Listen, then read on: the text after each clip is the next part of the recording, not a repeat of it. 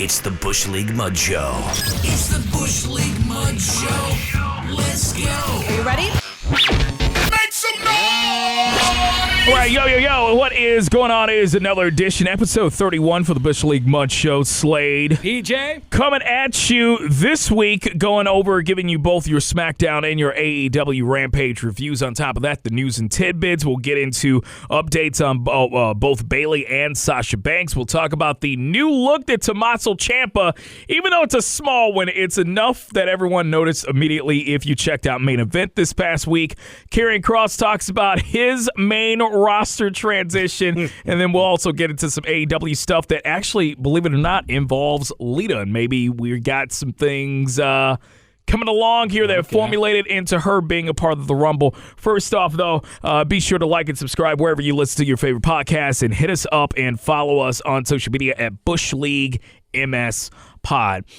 Starting off this week, PJ, we've got what was at one point my favorite gimmick match they had in the company, and then they hoarded out, turned it into a pay-per-view, and now there's talks that WWE could be considering a name change for the Elimination Chamber.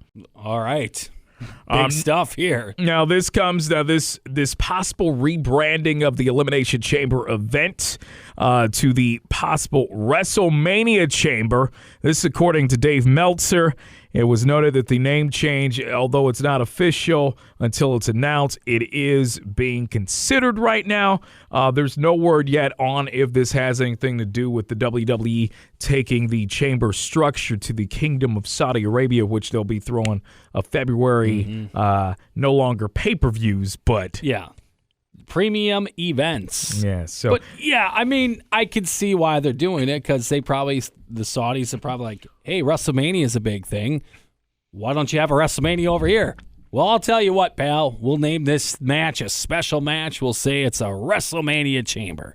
I think that's all it is to appease them. Now, we did talk about this earlier in the week, and we talked about how with the Elimination Chamber, it's always been an event that I actually thought that when they did turn it into a pay-per-view, it was perfectly placed. It was in between the Rumble and Mania. It gave you an opportunity, 6 people in the chamber, and the match could go all kinds of different ways, and you could set up feuds going into Mania based on that match, just kind of like how we already start the breadcrumb process of the Rumble, setting things up for Mania.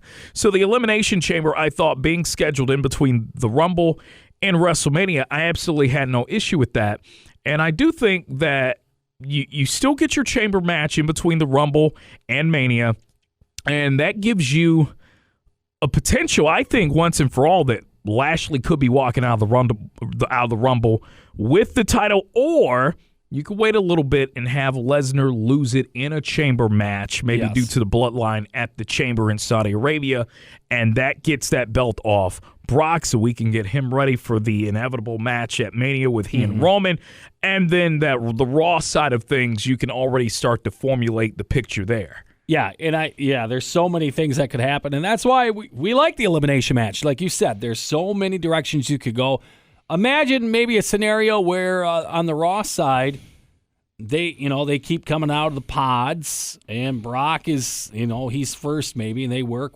Maybe they all work together and just pin the son of a bitch, and they all pile on top of each other and get them eliminated without the bloodline connection, just to screw them. I mean, there's so many ways they could go with it. Obviously, you'd think the bloodline would come out to tie in the Reigns thing, but there's so many directions they can go. Obviously, it's going to Saudi Arabia with the chamber event. I'm cool with this. I'm fine with this as long as we don't have another March pay-per-view. If we can just go from this to straight Mania, we don't need anything in March. Let's get it to Mania in April, and we're good. Looks like we will for sure. It looks like have a men's chamber match. No word yet, though, on if there will be a women's chamber match. Not going to be one if there's over there. I can tell you that. So we'll be, we'll keep everyone informed when that comes out. For the WWE, we've seen over the last several plus years, we've seen Edge be cleared. We've seen Christian be cleared. We've seen Daniel Bryan be cleared. And now it looks like Corey Graves might be returning to a WWE ring sometime soon. This is according to Fightful Select that's saying that Graves has been officially cleared by the company for contact. Graves has been a color commentary for the company now for about 7 years, for as long as he's been out of the ring. A lot of people may not know that he wrestled. But yes, he was a wrestler there. Cut some teeth on the indies there. Got signed by WWE, developmental, spent some time, FCW, NXT in the beginning stages, and just concussion after concussion. He suffered multiple concussions, and the company, of course, they don't mess around when it comes to upper extremities, the head, the neck, anything of that nature. They've always tried their best to stay clear of, which is why we saw Edge and Daniel Bryan for a long time, and Christian. Those were those guys' main issues, were the concussions, neck, disc issues. And so Corey Graves had been out of action, found another calling like Taz. The modern day Taz in terms of transitioning out of the ring due to injuries, getting on commentary. And it's opened up a whole new world of avenues for Corey Graves. He's got the podcast. He's been doing the Raw, the SmackDown, all of that stuff, and I think he does a really good job at that. As of right now, it's saying that Graves has been removed from WWE's no contact list, which generally means that they're cleared to compete.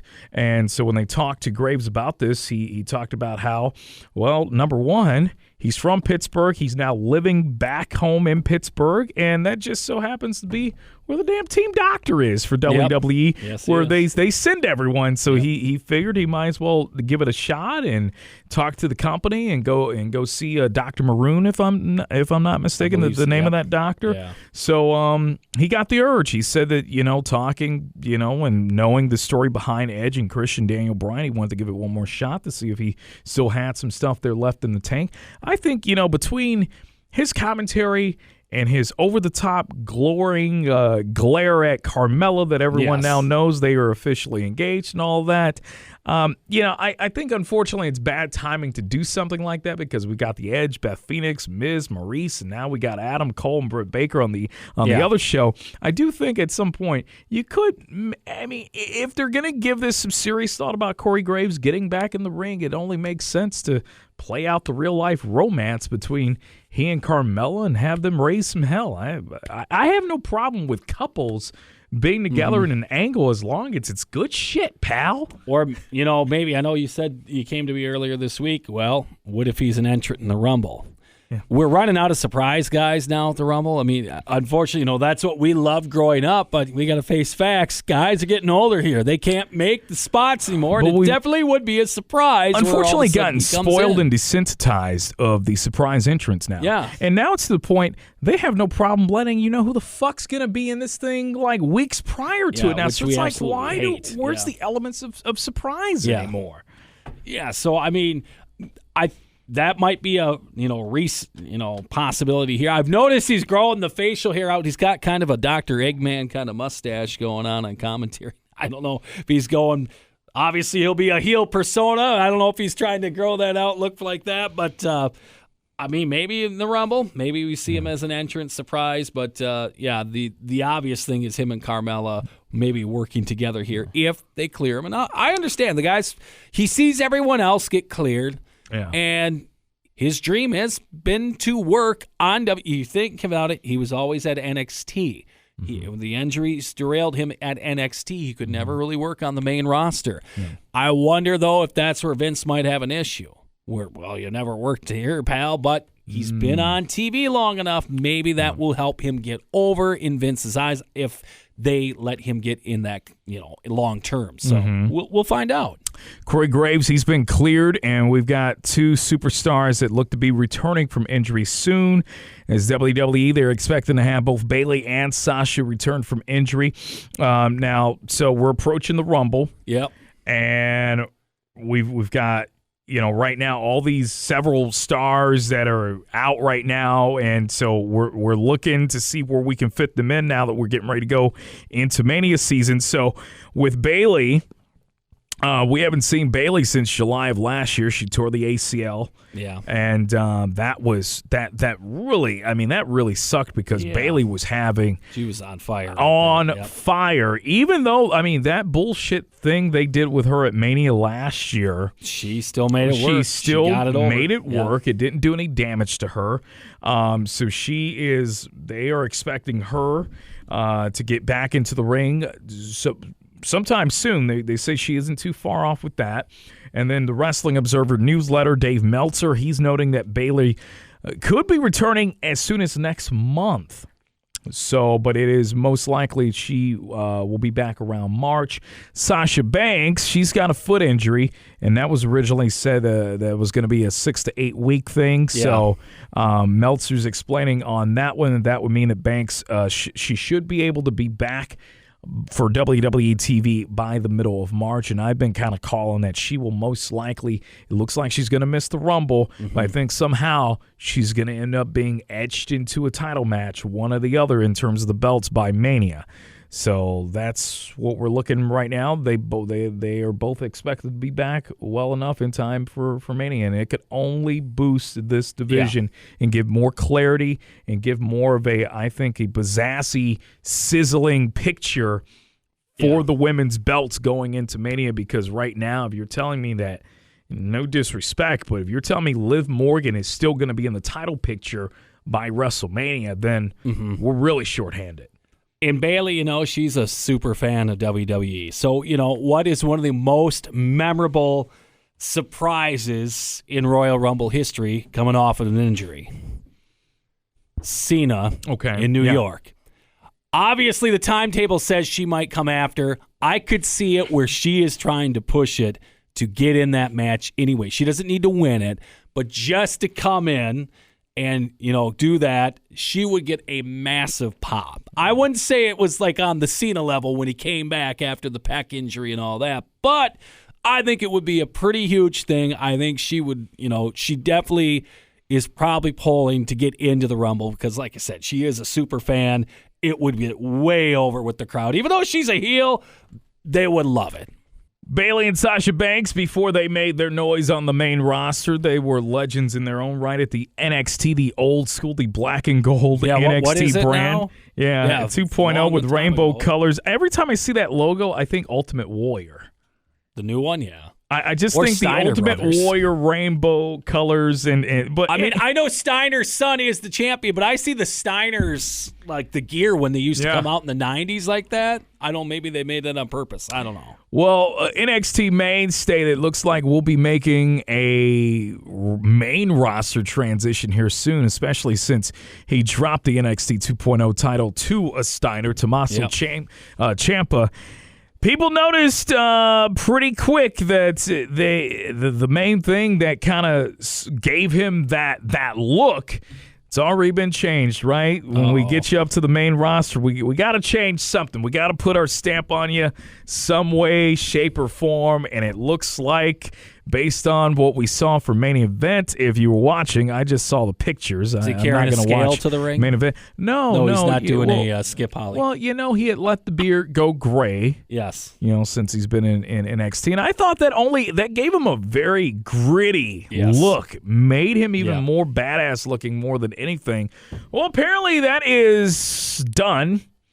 Because his hair's been dyed, his beard's been dyed. Well, they must have a Just For Him sponsor, Just For Men kind of deal. Maybe they're tying in a sponsorship. Well, this would not be the first time that Vince has asked someone to dye their hair. If you remember, when they brought Kevin Nash as Big Daddy Cool out in the Rumble. Yes. They had him dye the hair. Vince McMahon reportedly, he wants younger wrestlers, and he's asked wrestlers to dye the hair before, Nash being one, and Nash has talked about this.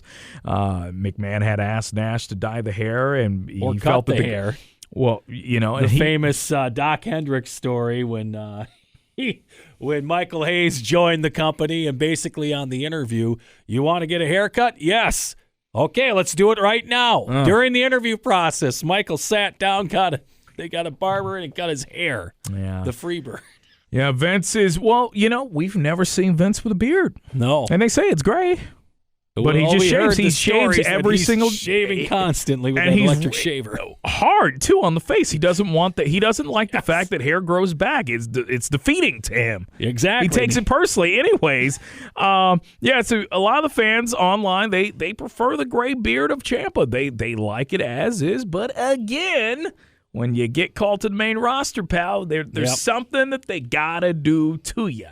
So being that, he didn't have a sizzling look to begin with aside from the beard. I mean, he's jacked. I mean, he looks great, but he comes out black tights and no-nonsense type of, well, what can we do? Well, let's dye the beard. So he and veteran Pete Dunne of NXT, they have been wrestling some dark matches lately. Dunne was also on main event, and it seems that he's gone back to his previous look. And even the original NXT theme music. So, again, until these guys are officially on the main roster, I can't even take serious that they are going to be on the main roster because we've seen them take young, up-and-coming talents from NXT, have them work dark matches, have them on main event, and then future endeavor them within 2 weeks. So, they're in catering. They're planning everything in catering except for their next move.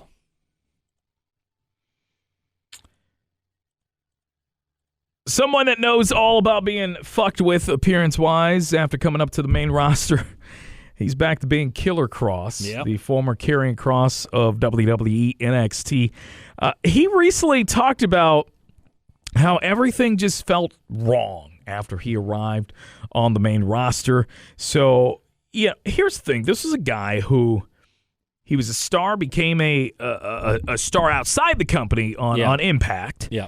They signed him, snatched him up. They put him on NXT about around March or April of 2020, I want to say.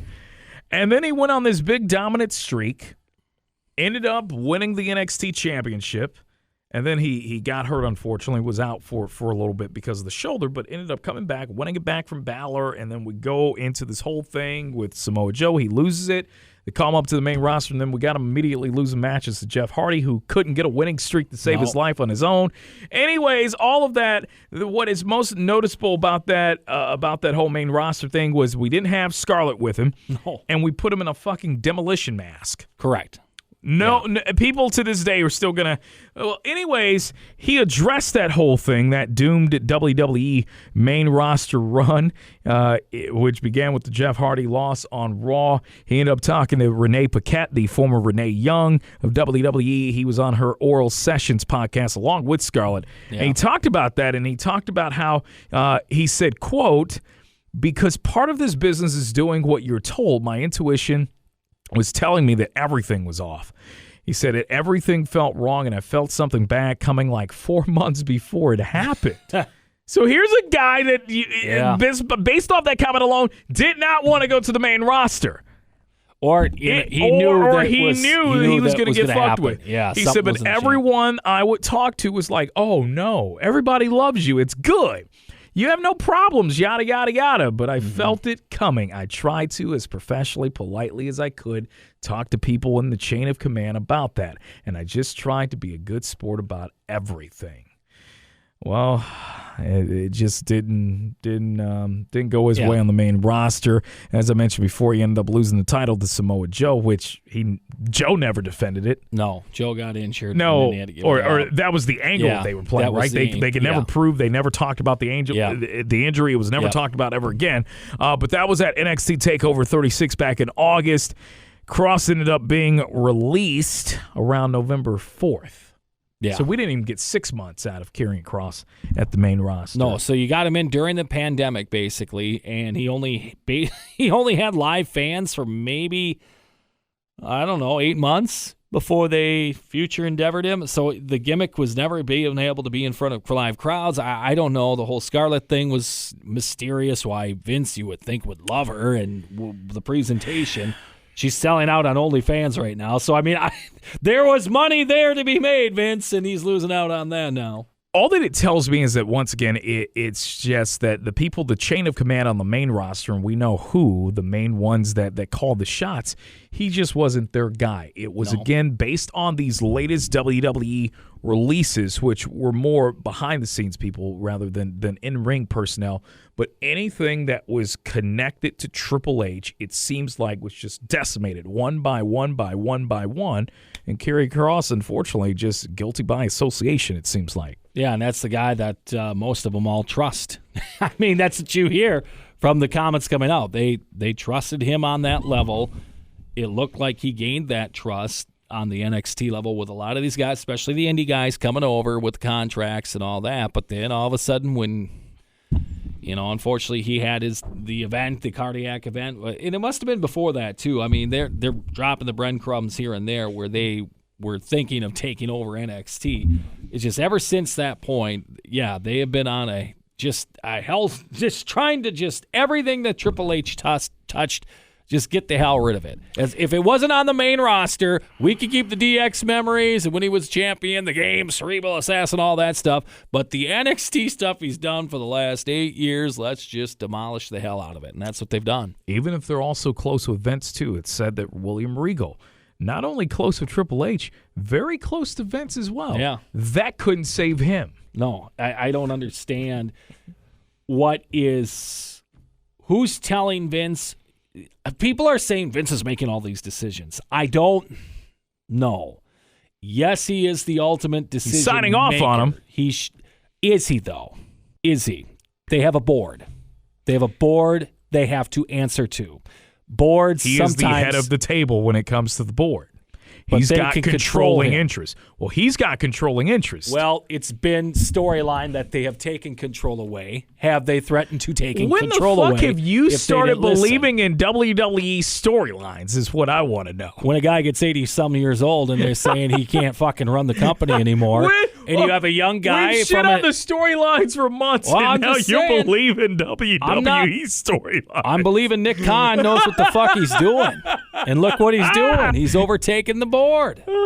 He's getting them to believe some of this shit. So I don't know. Vince, you hear that he's gearing up for a sale or all that. Well, again, that takes board approval. And yes, okay, he's got control somewhat on that right now, but we'll find out. No, well, we will.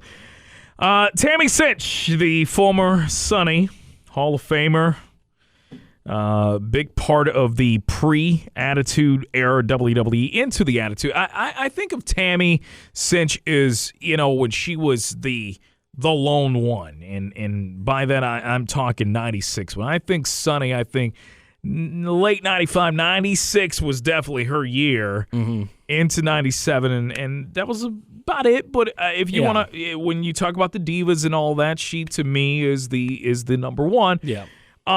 It's a known fact that she has unfortunately run in and out of some issues legally over the years, and I do feel awful to see that whenever I'm reading the news. Back in it again, dude. Apparently, she was arrested recently after cops say that the WWE legend allegedly threatened to kill her, as they called it, intimate partner with a pair of scissors before she was arrested on Thursday. Now, this is according to TMZ Sports, and according to the... Are you having a hard time saving face over there, sir? Yeah, What? Are you losing it? Can you stay in there until I finish the damn story? I think she called Arn Anderson or Sid. You just have to get it off, I had didn't to. you? That's what I was thinking about. What the fuck? Scissors and wrestling. Come It has on. to go back to Arn and Sid on a plane. In regard the court documents, I'm trying to get back serious here. According new court documents, law enforcement officers in New Jersey say that Sytch was involved in a domestic dispute with a man that could have turned fatal, in their view. Now, in terms of the details about how this whole altercation began, that's unclear, but in the documents, officers are saying that Tammy Sytch apparently raised a pair of scissors, quote, in the air towards the victim and threatened to kill him. Now, I'm going to say, so were they not officially in a relationship? Were they just fuck buddies? That's what it's. Well, intimate partner? Is this the one she was married to and was making porn with, or is this a different guy? Well, we know it wasn't Dolph Ziggler, thankfully. No, it's not Ziggler. That was years ago at the Hall of Fame. But Yeah, exactly. I don't know. Obviously can't be threatening anyone when you're raising the scissors up. According to authorities, cops say that an officer witnessed the incident and added that Sytch appeared to be under the influence of drugs or alcohol during the altercation, and that the alleged victim suffered no injuries. Lucky son of a but bitch. She was lucky that she raised the scissors up instead of went chop barbershop down below the belt. Yeah. Yeah, she was ultimately arrested. Court records show she was booked 3 criminal charges, including possession of a weapon for unlawful purpose and terroristic threats. And as of right now, jail records have shown that she's still in custody. So, unfortunate news in regards to Sonny. All right. I got all my cheap shots in on that one. All right. Well, WWE SmackDown. How about we get into some of that, eh? Do we? Well, it wasn't an awful show. It was okay. Snowmaha, as Pat McAfee kept calling it all night. They were in Omaha, Nebraska. And a couple of weeks away from the Rumble, and they did, I felt, about as good of a job as you could to try to get you invested in the fact that Roman Reigns and Seth Rollins will be going at it for the Universal title. And what's the best way to do that whenever there are 2 former members of the Shield in an angle? Well, you pull on people's heartstrings because people loved the Shield. It is still the last great faction this company created that people gave a shit about. And it actually benefited everyone in the long run. Yes. So this is what the theme was all throughout the night. We opened with a recap of that. And, of course, we had to throw in the stuff between Reigns and Lesnar as well, arguing over Paul Heyman. So we got Reigns and we got Lesnar at this time of the year being pulled in multiple directions because of the unfortunate positive COVID test that Reigns got. So I'm very interested to see how they get out of that to get these 2 back at it. But for right now, it was Reigns and Rollins on SmackDown. Didn't start off that way, though. After the video package, his cousins, the Usos, they come out and they get on the mics and they talk about that they are the only team, the New Day, that is. They gave the New Day props, acknowledged them pretty much as their biggest rival since they've been tag teaming in WWE, and put them over as the only team that could ever really give them a real fight. But they beat them, and they have asserted themselves without a doubt as the top team in the company. Now, of course, it's a very weak division. No disrespect to the Usos. I do think that any generation they could hang with anybody at this point. But they made the announcement that although they could be helping their cousin and take out Seth Rollins, they got to handle their own business. So they announced that there was going to be a 4-way to consider the new number 1 contenders for their tag team titles. And boy, if you thought that the tag team division in WWE was weak before, the fact that they even shined a light on this, I mean, they really made themselves look bad. Multiple reasons, because a lot of the teams that were involved, and also the fact that this is what happens, PJ, when you don't build up your tag team division. You just start throwing shit out there, and instead of building tag teams to go on maybe a winning streak or put them in meaningful angles, we do the lazy thing of just makeshifting and just throwing teams in a 4-way match to decide your new number 1 contenders. Yeah. So what we got... But I will tell you, one tag team that was put together is over in my house. I heard about it. That would have been Cesaro and your kids I am are not really into kidding this. you, Mansoor and Cesaro. Well, here's the issue I got. There's really no story of how these 2 hooked up. Nope, but to the kids, they're over. They're over because they're good guys and they do the right thing. They want to do the right thing. So in the kids' eyes, they're over somehow. So this could maybe lead to something. Okay, well, they were one of the teams involved in this match, Cesaro and Mansoor. We get Los Lotharios, Humberto and his cousin Garza. Yeah. We get Jinder Mahal and Shanky. That was a joke. And you just knew the entire time was going to win this damn match because they were the only true faces with any kind of history in this match, and that was the Viking Raiders. Yes. So we get one fall to the finish. We got the Usos on commentary the entire time. Nothing great about this match. I mean, it did its purpose of just determining the new number 1 contenders, the Viking Raiders. They were your winners. The Usos, they at first act like they're really excited. They grab the mics, though, and proceed to talk some shit to the Viking Raiders to let them know that they will never be the champs as long as they have the belts. And apparently the Usos are favorites of Pat McAfee as well. You never know. Is McAfee a heel? Is he a face? Yes, he goes both ways. He just goes both ways. So, yes, he was down. He's been down since day one, apparently, because he was on the Usos side and this whole thing. Not a great match, dude. Again, it did what it was supposed to do. Gave us the new number one contenders. Your thoughts of this? Because this is what happens when you're not really building teams as successful like challengers to the throne, I guess. Well, you hit on that. They're reaching. They're trying to find something. They're probably finding out, we put too many decent tag teams. We don't have a lot, but we probably loaded up the Raw roster a little too much. Then we left the cupboard really bare here on SmackDown with these. Even though we left the Usos there, obviously with the storyline and bloodline, I mean, it's pretty weak right now what they have to deal with. Yeah. We get our next segment. We've got a backstage segment of Sonya Deville. Naomi, she comes in to see her, wants to know why Sonya is holding her back. And Deville says that when that jacket is on, she is Naomi's boss and doesn't like Naomi's attitude. Now, Naomi, she needs to basically get out of the office before she loses her spot in the Royal Rumble match, according to Sonya.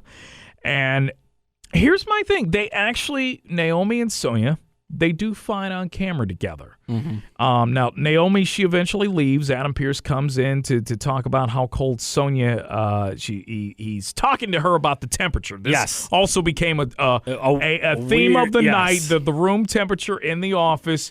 So you already know where this is kind of going because she's making the mention of the jacket, and now all of a sudden it's getting colder in the room. But anyways, my thing with this, Naomi and Sonya, I've liked the angle. It doesn't offend me. I like it. However, this has gone on for a couple of months now. Yep. We still haven't gotten a payoff. We still haven't gotten what I figured was going to be a match of Sonya actually making her actual return, not some BS tag match in which Shayna Baszler's doing the dirty work for it. Like, this has got to pay off at some point. We're going on a couple of months, but your thoughts on this? It's starting to run a little long here. Are they trying? Because I could see her getting screwed in the Rumble by Sonya. So then still you're not getting a match between the two. I could see where this is still going to continue on. I don't know if it makes it to Mania.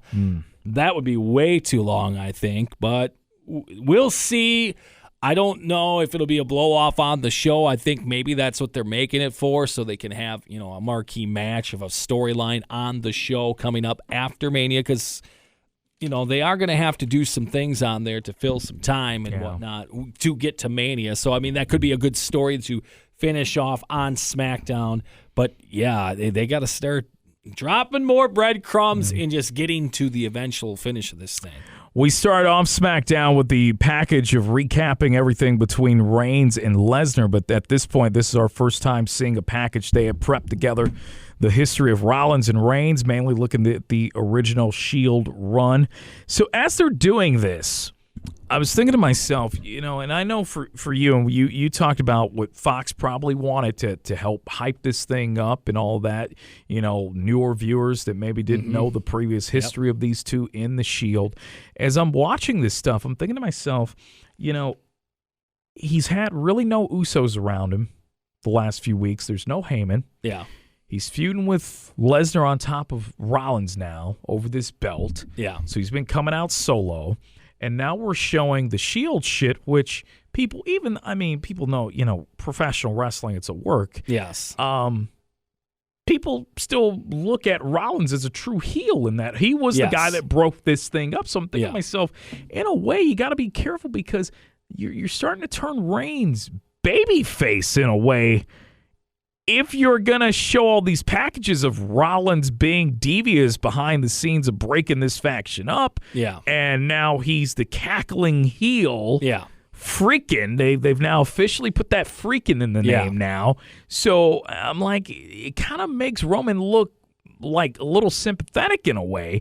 Now, they tried their best to try to flip that in the main event with the stare down between these two in the ring. Well, did they, though? Yeah. Well, yeah. They tried. There was some wording in there that kind of made me think the same thing, that Roman's the face in this. Yeah. So, but after that, we got Sami Zayn, who comes down to the ring to address his beef with Johnny Knoxville. He made official he's also going to be entering the Rumble as well. And then he said that there's no bigger jackass, though, in WWE than him, which that got a loud pop reaction. It was like a cycle sit. Now, this was clearly done on purpose. Yes, we knew what he meant, that he could do jackass better than Johnny Knoxville, but the fact that he addressed himself as a jackass, that got a nice little funny pop from the crowd. Anyways, he decided that in an attempt to do Johnny Knoxville better at the whole jackass thing, he created his own segment called In Zayn, and he was going to attempt a stunt. He's got a ramp there right outside of the ring, and he's got two guys that I'm sure right now is currently in WWE developmental. They were going to assist him in a ramp jump in a very small shopping cart. The attempt to go up this ramp and go into the ring. Now, he stalled multiple times, which got boos from the crowd. And eventually, as they finally got a 3-2-1 or 1-2-3, however way order they did this, to push off and run him down to the ramp, he, at the very last second, decided to cut it off again, got out of the ring. He jumped out, jumped right into the ring. And then that was where he was distracted by both Rick Boogs and Shinsuke Nakamura.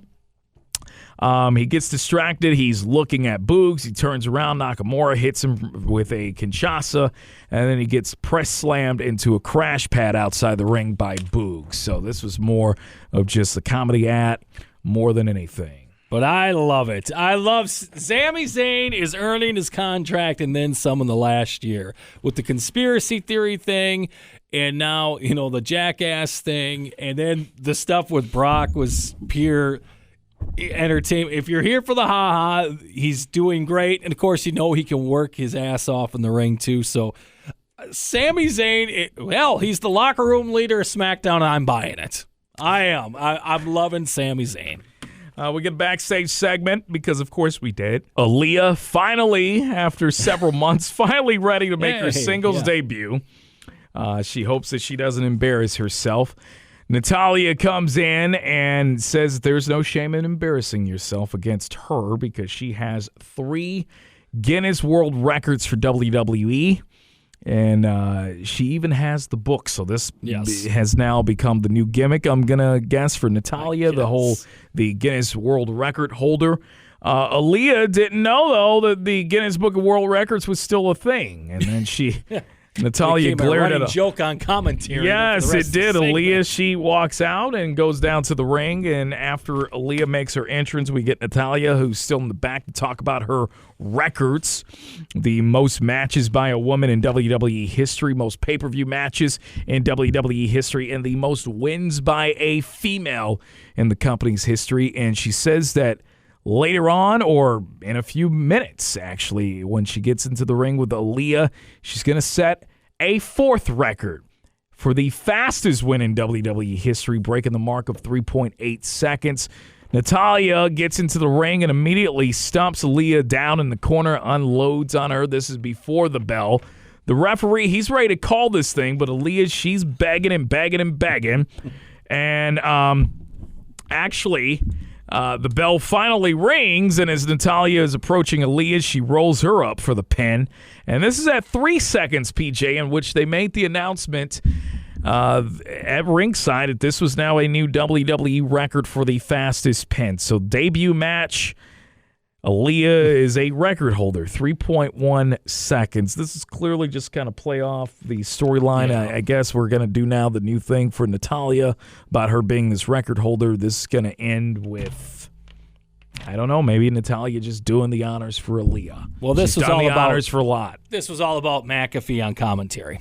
Fantastic. He threw out the question out there. Well, how's she going to beat her? I'm doing the math here. How's she going to beat her in 3.9 seconds? Oh, this is how. And she's beating the hell out of her before the bell. And all of a sudden, then the 3.19 roll up. Oh, there it is. It was That was for commentary, and they were on there, and then he's like, I guess it's a thing. There it is. There you go. And then McAfee was talking about how he was a Guinness Book World Record in something until some kid in high school broke it. Lasted 10 minutes, right? Yes. Here you go. Backstage again, Adam Pearce, Sonya Deville. They think it's getting pretty hot in the office, but the thermostat seems to be broken. I was waiting for Kane, Well, but it didn't come. now, if they were in Knoxville, Yes. we know Yes. that hell would have, yes, hellfire and brimstone, baby. We get another Reigns-Rollins history package. This time, that was looking more at Rollins turning on the Shield this time.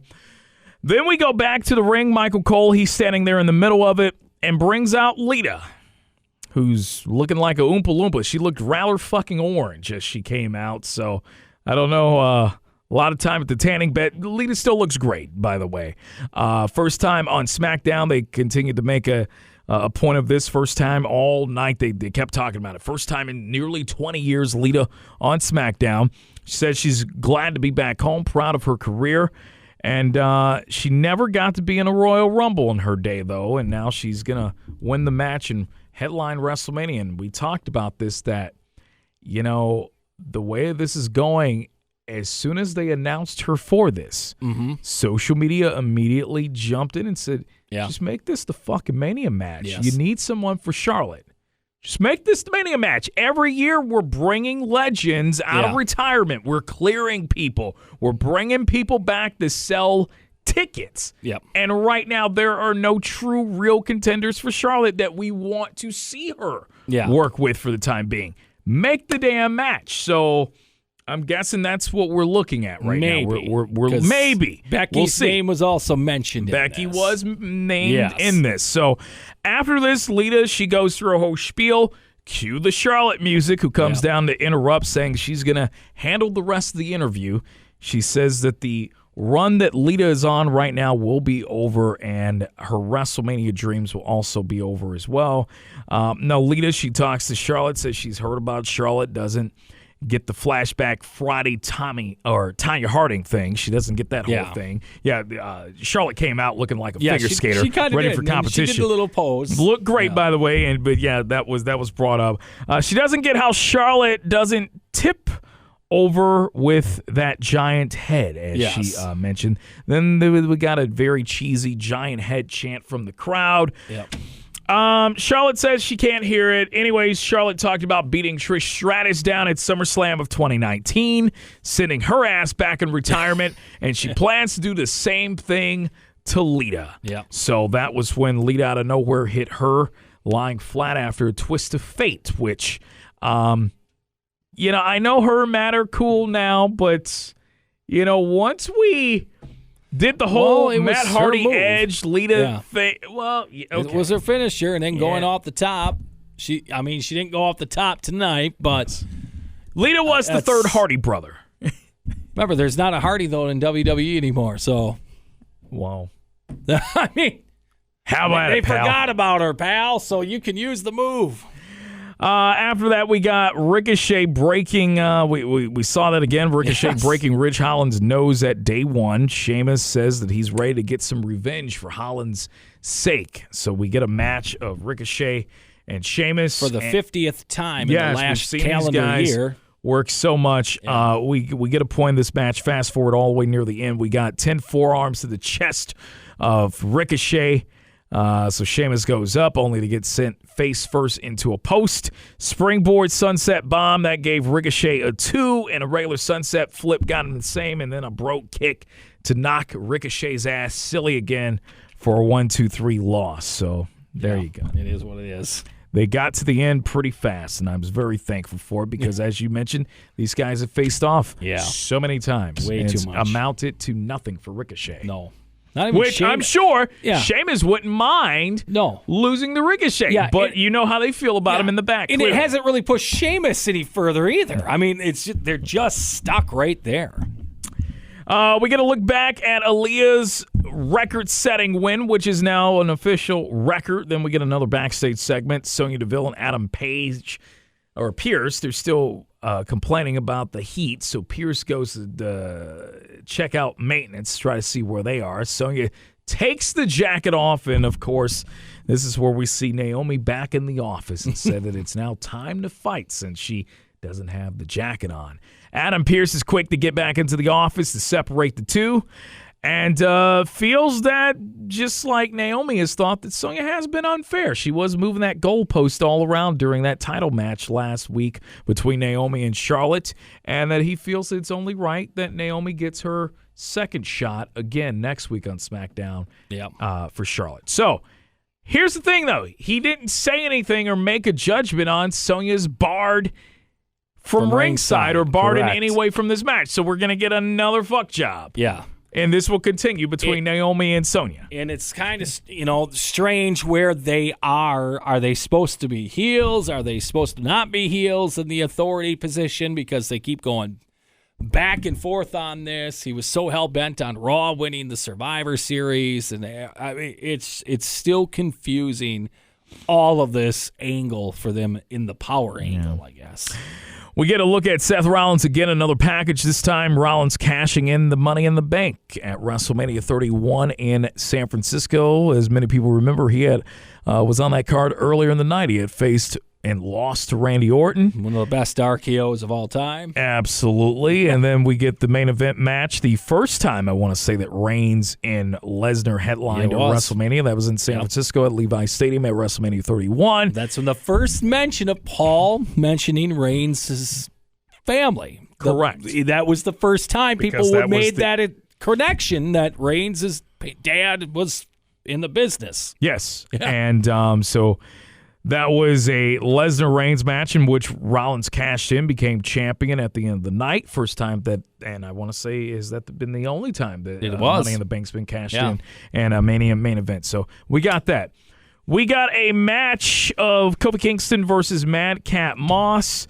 Before the match, Kingston, he's reading a proclamation that King Woods is injured and will be out of the Rumble. Now, this was what Woods had. He made this official. He appeared on G4's Attack of the Show earlier in the week, and he revealed that he's going to be out of action due to this leg injury that he says happened when he was jumping back in the ring. This was during that tag team match last week with the Usos. He was jumping back in the ring to hit a DDT, and that's when it happened. So 4 to 6 weeks is what they're saying right now. The plantaris, which is a muscle located underneath the calf muscle.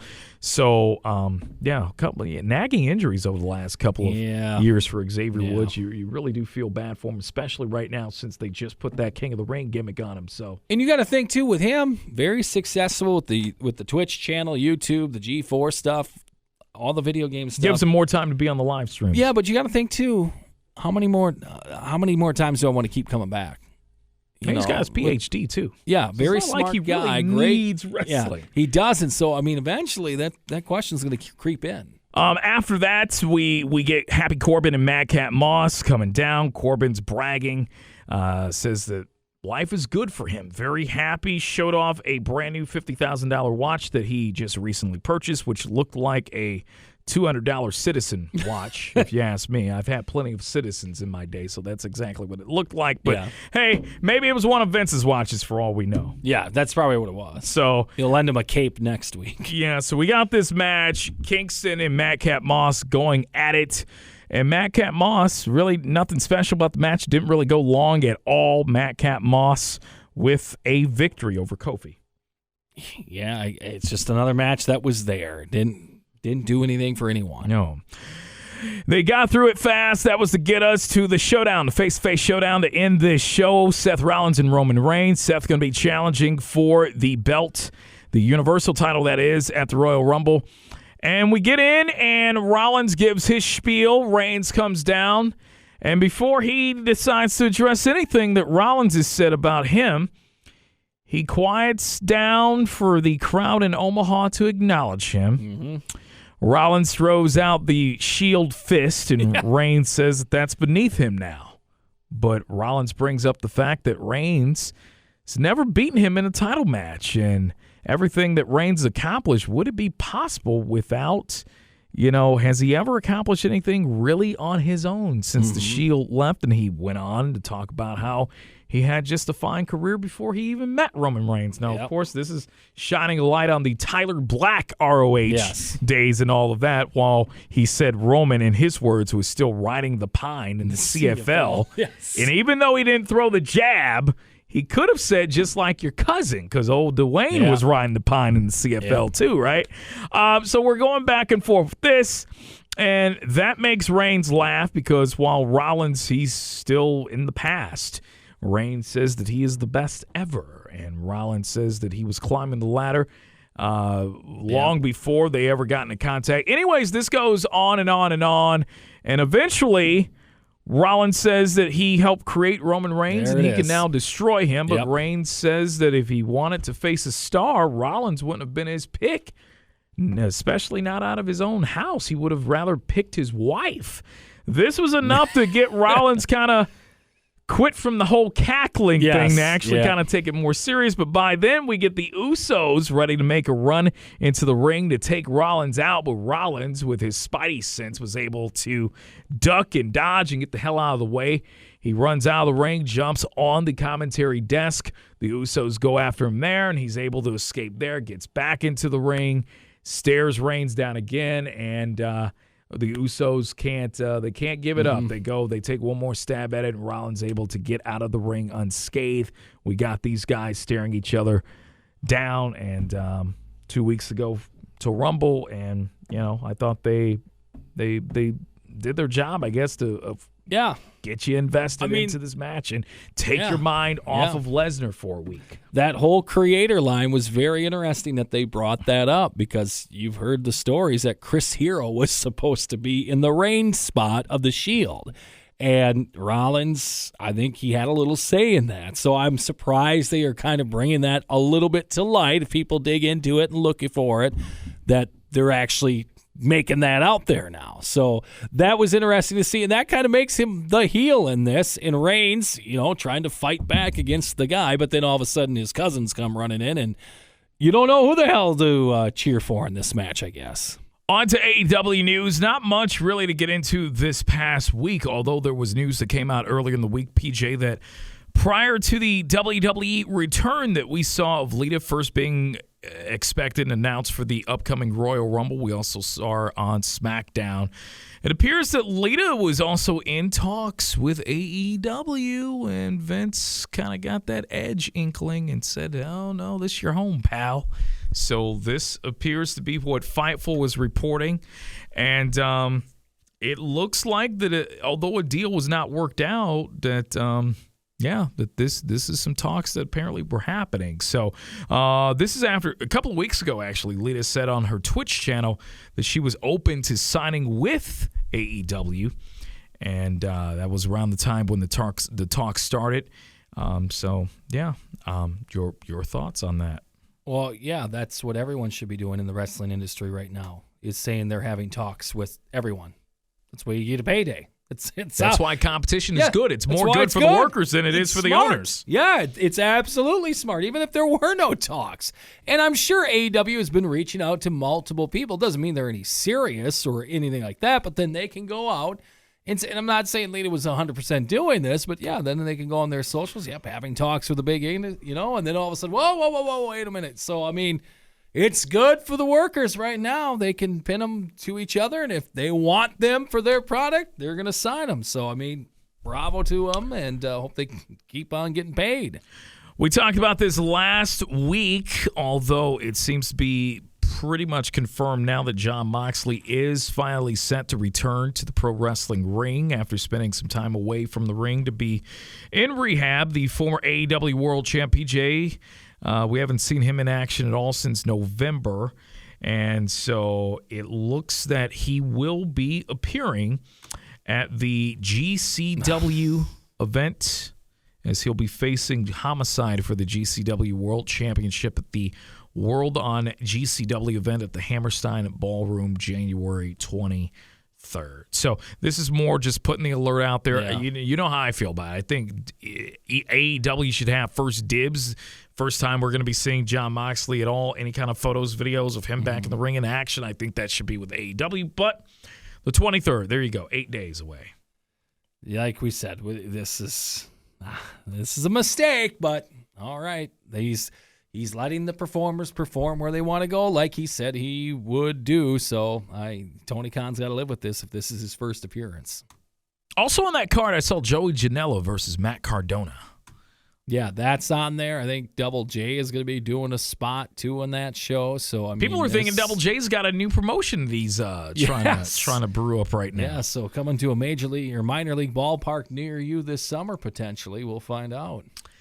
Well, where it rains, it pours, and in this case, it looks like with the Rhodes family, as you know, Cody, he's been out, which we created the interim TNT title. The most unnecessary interim reign in the history. Only thing I can think of, dude, is that we did that because we had to continue to follow the theme of Battle of the Belts.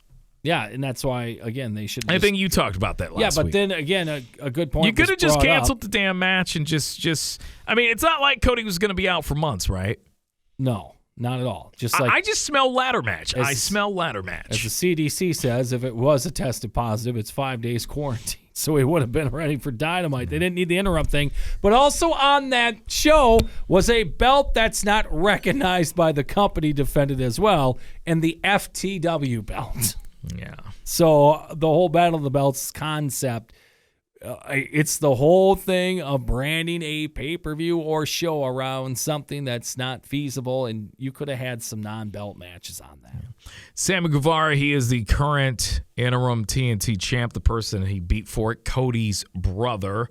Dustin tweeted, quote, "COVID sucks," which apparently revealed that he currently now has COVID-19. Now, we don't really see Dustin that often anyway, so this probably affects more of the training than anything for wrestlers who, seek guidance and training from Dustin behind the scenes. So that's where we are right there with when it comes to Dustin. All right. Cary Silkin. He was a recent guest on the Wrestling Inc. Daily. He spoke about the current AEW roster. And the ambassador of Ring of Honor, recently he got the chance to go backstage at an AEW event. And he revealed to the Wrestling Inc. Daily that there was a good vibe, but a certain roster, a certain number of roster members who he felt might be worried about their spot. And he said, quote, there's so many guys. I'm not going to bring up any names, but there were guys that were flown in to do nothing. It was a very good vibe, though, he said. But since I've been around the back for 20 years, wrestlers are always unconfident, worried about their spot. I could feel that going on. Certainly not with a Bryan Danielson or Hangman Page, but there's just a lot of people there. Yeah. So many talents right now on the roster. And Silkin, he went on, he spoke about where people will land as it pertains to with Ring of Honor, what's going to happen there. A few of his people are already currently there, Jay Lethal being one, which we'll talk about later as we get into the Rampage stuff.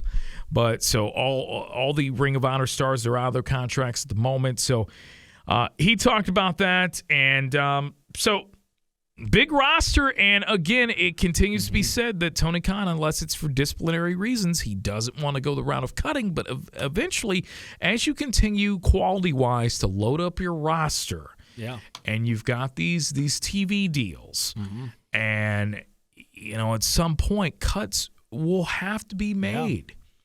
It's an in order for them to thing continue to profit. Yes. Because that's the goal when you run a business. You want to profit more and more every year to attract. Well, that's what I kind of wonder sometimes is he likes to brag about, they're doing this and this and they're paying for this and this, and you're hearing some of these outrageous numbers that some of these guys, these are the biggest paydays they've ever seen in their life. And I don't know right now where he is on the profit scale. Yeah, you want to make money. I know his dad wants him to make some damn money off of this thing, but I think right now he wants to be known as the wrestling, the booker of the year and all the other, the new wrestling guy to go against Vince and take him down. He wants to take Vince down and all that stuff. But I don't know if he wants to make money sometimes with some of the things that he puts on this show. Well, he's going to have to be. He's going to be in a position where he's going to have no choice at some point if Turner's going to continue to keep them on the network. Exactly. All right, so that's where we are. All right, AEW Rampage, we'll get into this quick. We'll just breeze through it. They were, of course, still in Raleigh. They taped this after the Dynamite on Wednesday night. Commentary team, again, I don't know why we need 4 people. We got a commentary team of Excalibur, Taz, Chris Jericho, and Ricky Starks once again. They kept making mention about the fact they're in Horseman country. We started this thing off with a matchup of Adam Cole versus Trent, and they actually said his last name. I was going to say that to you. I'm like, when the hell did he get a last name? He was called Beretta. So okay, makes me wonder if everything's all good trademark-wise with the other company, because he went by Trent Beretta there. So he was referred to, he was announced down to the ring as Beretta, and the commentary team, they referred to him as Beretta. So anyways, best friends and all of Adam Cole's friends were there.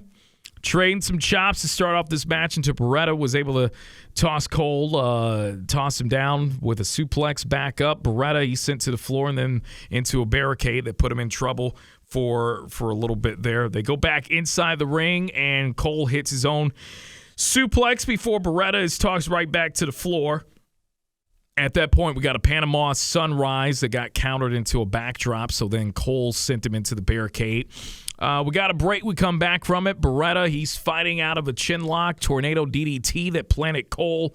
And Beretta then dropped him down again for a 2 count. There's some German suplex in there to rock Cole again, but he's right back with a brainbuster onto the knee. Beretta doesn't really seem to mind as he comes back with a power driver of his own, this time on the apron.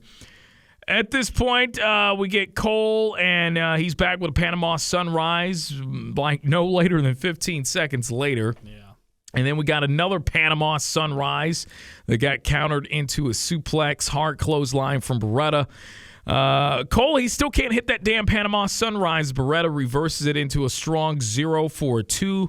And then we get everybody, because of course we did, everybody gets into a fight on the floor. That allowed Cole to take advantage, hit Beretta down low, and then we get a boom that finished Beretta off. So very, very plain Jane-ass match. I mean, this did nothing for me. No. And this was your kicker. Yes. This is usually, we talk about the backwards booking. The main event matches usually go on first with this company. Yeah. So this, you would have thought, would have been the main event, since we got the elite and we've got best friends kind of going at, but no, we kicked this thing off, and I thought that it did not meet expectations. I didn't either. There was too much going on outside. All that should have been left in the locker room. I know you're trying to preview the match on Dynamite, but this is Rampage. This is their own show. Let the guys go out on a singles match. Yes, you could do all the shit afterwards and do the run-ins and all that stuff, but let them have the match without the 2 teams coming, because that distracted everything. And it just took away. The factions going at it, I'm going to tell you, was the least of my concerns. I'm going to tell you what bugged me about this match, which downgraded it from what I thought that, and maybe they just were not given much time, even though this match went about 11 or 12 minutes. Well, remember, they could edit this shit down. And correct. From what we see. We had so many big moves in this match, and we got people kicking out. Yes. We got pile drivers on aprons. They're getting up in 20 seconds. Like, what the fuck? Like, that was ridiculous to me, that we had all these big moves in this match, and guys are just getting up, guys are just kicking out, and it took for a low blow. Yeah, that was your finish. And Trent, too, coming off of that neck injury, there were some spots in this match, I don't know who the hell allowed them to clear them. The spot when Cole rips his leg off the apron, and he that was a nasty-ass bump he took on that apron. Yeah. It looked like it was close to the neck area. It's just, there's some things that they've got to start talking to these guys and say, yeah, I know you're cleared, but you got to be careful. Yeah. I know the other company likes to, that's why you like coming here. We'll clear you. We'll put you in the ring. But, man, there were some bumps and some, moves. I would not have said, Trent, take that. I would have said, nope, we're not doing that. We still got to keep this guy good condition. Let's get a match in or 2 here. on Rampage, and let's just go from there. Yeah, we got out of that. We got a package. Thunder Rosa and Mercedes Martinez, who are apparently ready to really hurt each other. We get then a badass entrance, just given to the wrong guy. It wasn't really badass. I liked the entrance. I actually did. I like Shawn Spears' entrance. And then you realize that once he takes the hood off, that's fucking Shawn Spears. And you're like, what the fuck? So we got the chairman of AEW. I was waiting for a bucket of fucking water to fall on him and do a flash dance. That's how stupid this fucking thing was. So he's coming down the ramp. Before he comes all the way down, he calls Wardlow out. And they walk down together. Wardlow's dressed up in a suit and doesn't really look happy to be down there with Shawn Spears. Spears then hands him the chair as he gets ready to go into the ring to put in some work against Andrew Everett. This match started off with Spears immediately sending him into the corner. Everett then does a handstand in the corner to escape. We get back into it. C4 finishes Everett off in 57 seconds. So I prefer all of my Shawn Spears matches, whether he wins or loses, to be that long. This was all to spark up Shawn Spears hyping up his soon-to-be loss next Wednesday night against CM Punk. And Spears doesn't realize that he's crossed the line until he's already over it, and all it takes is one swing of his chair. Which is not legal in a match. So it would cost him a victory. I'm just kind of looking at this, and I'm like, why is Wardlow taking a backseat? Like, honestly, you just could have fucking had Spears out there on his own to do this shit. Well, where's Tully? Apparently, Tully thinks Here's my thing. Spears comes out. Mm-hmm. Doesn't need Wardlow at all. No. Taking his guys out. Yeah. He can beat guys in 57 seconds, but Wardlow is a guy who can beat guys in 57 seconds. And Shawn Spears is jumping him outside the ring before the bell hits. Yeah.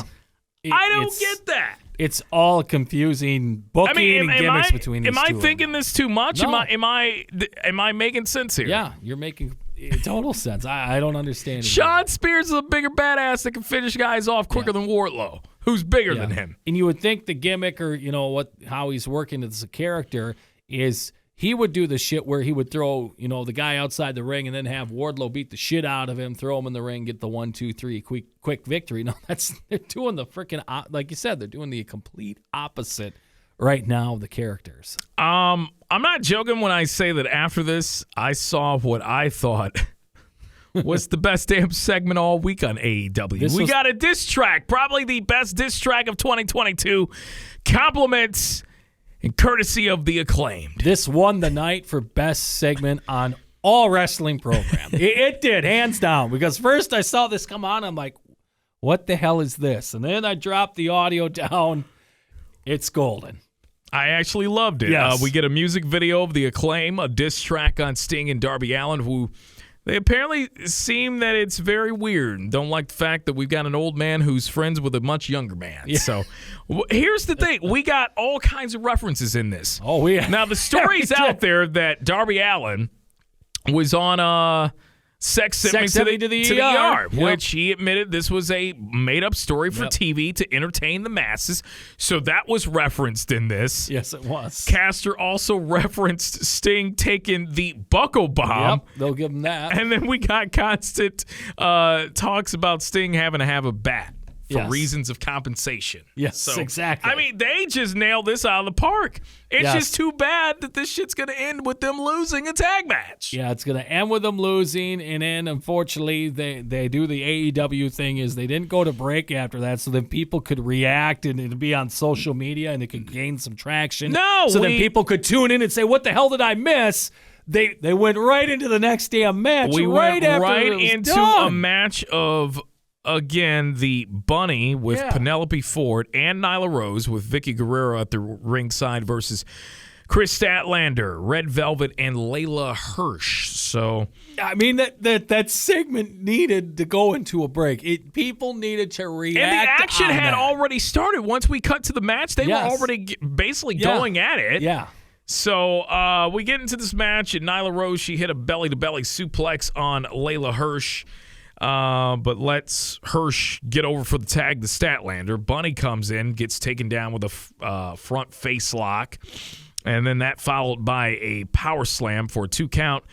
Assisted moonsault, that gave Hirsch 2 on the Bunny, so then Red Velvet decided to tag herself in. This team was not on the same page at all. Everybody tagging themselves in. And not even on storyline, but working together, it was a little rough in Nyla spots. Rose, she ends up running over Red Velvet, and then we take a break. We come back. Why am I still talking about this match? I mean, I took the notes, and I'm... Anyways, we get some screaming from Vicky at ringside. Rose missing a backsplash. Hot tag that brought in Statlander to run forward over. Then we get a gourd buster that gave Statlander a 2, and then a spider crab. And then we get Guerrero, who's distracting. Bunny then kicks Statlander in the face for the save. She got caught by a blue thunder bomb for a 2. Statlander and Hirsch, they end up colliding, though, and that allowed the Bunny to take advantage and beat Layla Hirsch with a roll-up. Even though you have Nyla Rose on your team, who could just beat down the rest of the other team, and this match would only be about 50 seconds. It takes a roll-up from the Bunny to win the match. There you go. Moving on, because I don't want to talk about this anymore.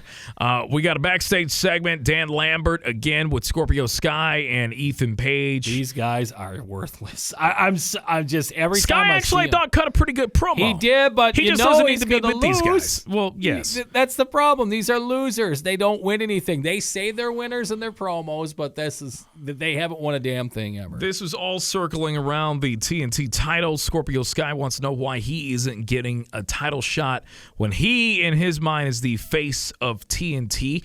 Says it doesn't matter whether it's the real belt or the interim one. He says Cody and Sami, they can figure it out on their own in terms of how they want to settle it, but he wants dibs after so he can take the belt. So we move on. We get Ricky Starks, who's ranting about Jay Lethal messing with Team Taz business. So, of course, this is where we get Jay Lethal to interrupt this.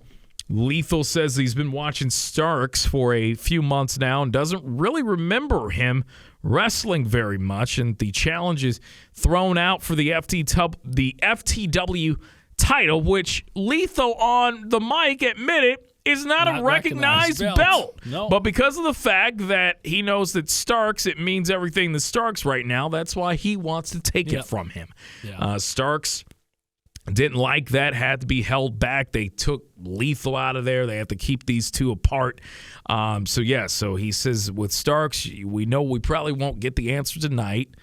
You have to check in with Taz first, so whatever Daddy says, just do the opposite. So there we go. We got referees who can't seem to keep the females apart, but they can come down and they can split up the fellas. I was going to say, yeah, they were out there pretty quick. I mean, it was almost damn near before they were supposed to be out there. But, yeah, they got them separated. We get a Ring of Honor mention in there as Taz goes on a rant about he doesn't care what Lethal did in Ring of Honor. So moving on, we get a face-to-face main event interview. This is some Goof Troop shit, but what else did you expect in this? We get the Dark Order busting out fucking kazoos to kind of get at Christian. They play a song about joining them. They play their own theme song. Christian Cage didn't really find it funny. He said, imagine what he could do with the current tag team champs if he could get a kazoo over. So imagine what he could do with the tag team champs. And Mark Henry, of course, hit the catchphrase. This is also one of the most over things about this damn Rampage show every week because now the crowd has joined in to help Henry announce the catchphrase. John Silver also mouthing along with him, too, about the main event shit. So, again, these are two guys. You're getting ready to face the tag team champs. We need to see, I get it, Dark Order, they're a Goof Troop tribe now, but still, it's, Anyways, into this match. We get Reynolds working on Jungle Boy's arm to start this match, and then Jungle Boy pops back up, drop kicks, brings in Luchasaurus, who hits a chop. And now we're already back to Jungle Boy versus Silver. And we get some tossing around going on there. Fast forward, we come back from a break. Jungle Boy slipping out of an electric chair and hitting a German suplex on Silver. They all go up top. Luchasaurus then comes back for the Tower of Doom. And then Luchasaurus himself gets sent to the outside. That leaves Dark Order to hit a bunch of shots to Jungle Boy, setting up a German suplex into a jackknife. This got a 2-count rebound lariat that dropped Reynolds down for 2. But then it's Luchasaurus coming back in for the Extinction Level event to finish Reynolds off and retain. Now, we got Silver and Reynolds. They come out. The entire Dark Order comes out to the ramp with them. They start to walk down. Jungle Boy's girlfriend, Anna Jay, is with them. Yes. And I asked you, I said, are we going to get a fucking Goof Troop spot in this where Anna Jay is going to try to distract her boyfriend? And you said, why the hell not? Yep. Well, in this case, we were accepting of it, and we said, all right, fine, makes sense, plays into the real life. Well, no, we didn't do it at all. No, we didn't even acknowledge it. No, so we're acknowledging the Baker and Cole thing. Now we're not even hiding it. There it is. I wonder if the Tay Conti Sammy Guevara thing, if they're just going to let that go too on camera soon, because they're all over social media. And remember, Sammy was engaged. They made that a big angle on one of the Dynamites this summer, not to Tay Conti. Yeah. So, I mean, that didn't work out. But now they're a couple. But now, you have this couple. You have them featured in this match. We don't even mention it one damn bit. So I don't know if the talents involved said, no, we're not doing that spot or what. But, they did not put it in this match at all, which it could have been logical. You might be surprised what I think about this show. I thought that the show in itself, solid.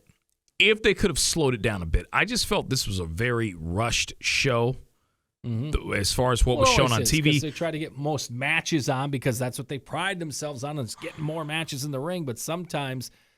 And this show was originally, it was 3 matches. Now we're trying, and maybe that's what the issue is now. We're going to 4 matches. We're trying to squeeze in 4 matches, and now these shows just vignettes too. Yeah, and now we're trying to get all that in. So I don't know. If it were me, I'd just go back to the 3 matches. At least I could simmer into it a little bit more. But ever since I've gone to the 4-match format, I just feel like all these shows are just rushed for Rampage. It's just something to kind of fill an hour. Went 20 minutes. You don't need the first match to go 20 minutes every night. You just don't. And then it came off lukewarm to me. Exactly. You got everybody kicking out of finisher-type maneuvers. Yeah. So you don't know how roll-ups are winning matches now after you see some of these devastating moves. So now you don't believe the next time somebody hits a move like that the match is going to be over. You're just going to wait for the roll-up. Rampage for me, I give it great Rampage is on a curve. So compared to Dynamite, I think I gave it a C-. I'll give this a C+. Okay. I'm up to I'll give it a C tonight.